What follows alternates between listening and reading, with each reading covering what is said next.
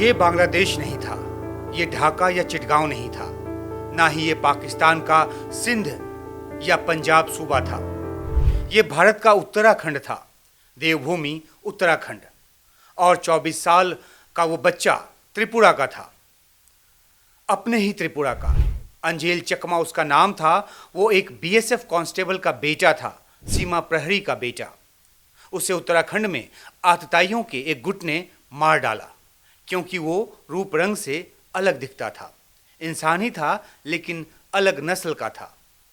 इस नस्ली हिंसा को 9 दिसंबर को अंजाम दिया गया। अंजेल चकमा और 21 साल का उसका छोटा भाई माइकल चकमा देहरादून में करीब 1 साल से पढ़ाई कर रहे थे। वे सेलाकुई में थे, जो देहरादून से करीब 20 किलोमीटर दूर है। सेलाकुई में इंटरनेशनल स्कूल है, यूनिवर्सिटी है और कई शिक्षण संस्थान है वहाँ पर। और उत्तर पूर्वी राज्यों के छात्र भी जो हैं वो यहाँ पर पढ़ने आते हैं। उनकी अच्छी खासी तादाद वहाँ बताई जाती है। माइकल ने जो पुलिस को बयान दिया है और जिसे अलग अलग मीडिया में रिपोर्ट किया गया है, उसके मुताबिक वारदात वाले दिन अंजेल और माइकल दोनों सेलाकुई की एक परचून की दुकान पर थे। वहाँ कुछ लोगों ने उन पर नस्ल को लेकर भद्दी टिप्पणियाँ की, गालियाँ दी।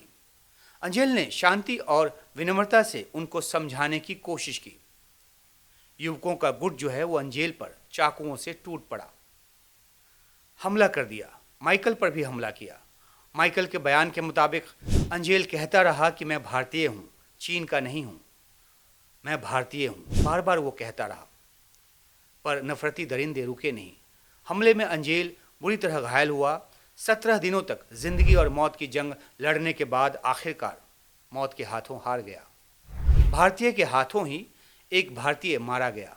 नहीं, भारतीय के हाथों नहीं, नफरती भारतीय के हाथों एक भारतीय मारा गया। नस्ल के नाम पर अंजेल की जान ले ली गई। 5 हमलावर पकड़े गए हैं। इनमें से 2 नाबालिग बताए जा रहे हैं। मुख्य अभियुक्त भागा हुआ है, शायद नेपाल चला गया है, ऐसी रिपोर्ट्स आ रही हैं। उसके लिए 25,000 रुपये का इनाम घोषित किया गया है। उत्तराखंड सरकार कानूनी कार्रवाई में लगी हुई है। इस मामले के दोषियों को जितनी जल्दी और जितनी कठोर सज़ा मिल जाए वो उतना मुफीद होगा। और यहीं तक न रुके बात, बल्कि आगे ऐसी कोई वारदात ना हो, सरकार को ये भी सुनिश्चित करना होगा। और न सिर्फ प्रदेश सरकार को, बल्कि केंद्र की सरकार को भी। ये कैसे करेगी, ये सोचना सरकार का काम है। केंद्र सरकार भी सुनिश्चित करे कि देश में फिर ऐसा कभी और कहीं ना हो। और ये भी कि ये मांग न कारखाने में तूती की आवाज़ बनकर न रह जाए। अंजेल की हत्या के बाद पूरे उत्तर पूर्व में भारी गुस्सा है। प्रदर्शन हो रहे हैं। नस्लवाद विरोधी कानून की मांग की जा रही है। ये भी एक गौरतलब बात है कि देश में अभी नस्ल भेद को लेकर पुख्ता कानून की कमी है। संविधान और मौजूदा आपराधिक कानूनों में कुछ ऐसे प्रावधान ज़रूर हैं जिनके ज़रिए ऐसे मामलों में काम चलाया जाता है, लेकिन उन कानूनों को अपर्याप्त माना जाता है।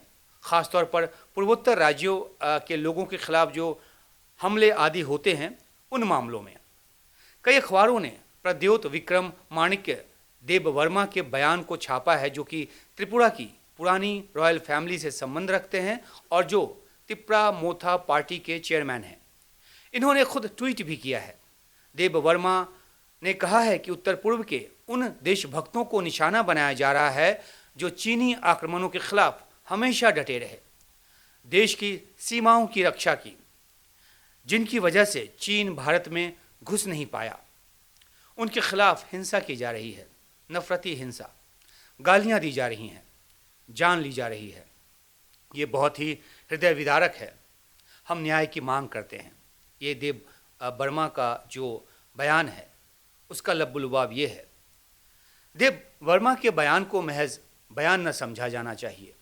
ये पूरे उत्तर पूर्व की गंभीर पीड़ा का प्रकटीकरण है। अंजेल का मामला उत्तर पूर्व के भारतीयों के खिलाफ नस्ल भेद का कोई पहला मामला नहीं है, अपराध का कोई पहला मामला नहीं है। देश की राजधानी दिल्ली तक में उत्तर पूर्व के छात्रों के खिलाफ, लोगों के खिलाफ नस्ल भेद टिप्पणियाँ और जो संगीन मामले हैं वो सामने आते रहे हैं। अंजेल की हत्या उन अपराधों की एक और चरम परिणति है। ये हमारे चेत जाने का वक्त है। नहीं चेते तो फिर भुगतने को तैयार भी रहना होगा।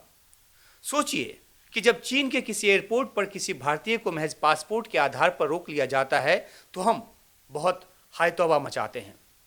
हम बार बार कहते हैं कि अरुणाचल प्रदेश हमारा अभिन्न अंग है। वो था, वो है और रहेगा, इसमें किसी को कोई शक नहीं होना चाहिए।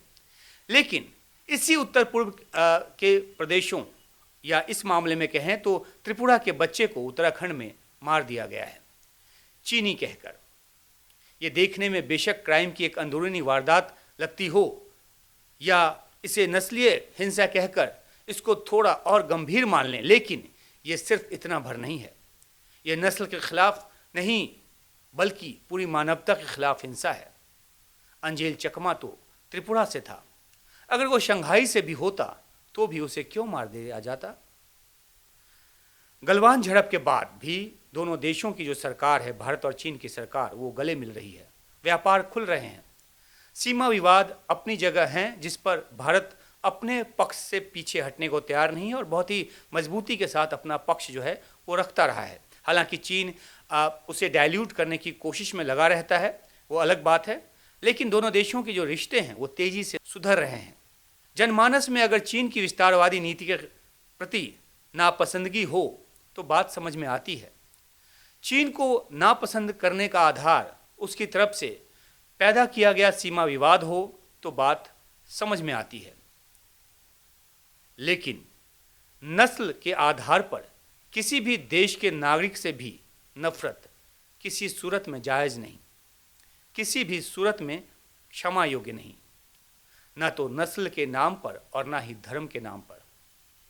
चीन का क्या, अगर कोई पाकिस्तान या बांग्लादेश का भी हो तो इस आधार पर जान ले लेना कि वो वहाँ का था या उस धर्म का था, फिर तो बांग्लादेश में मारे गए हिंदुओं पर मत रोइए।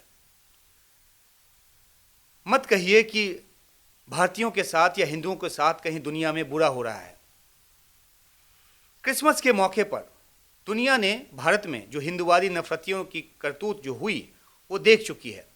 मुसलमानों के खिलाफ उकसावे और नफरत के जो कृत्य हैं, जो वीडियोस के तौर पर सामने आ रहे हैं, वो भी देखा जा रहा है। और अब नस्ली हत्या का ये मामला भी सबके सामने है। याद रखिए, धर्म और जात के आधार पर मारोगे तो तुम भी किसी दिन मारे जाओगे। नस्ल के आधार पर मारोगे तो तुम भी कहीं मारे जाओगे।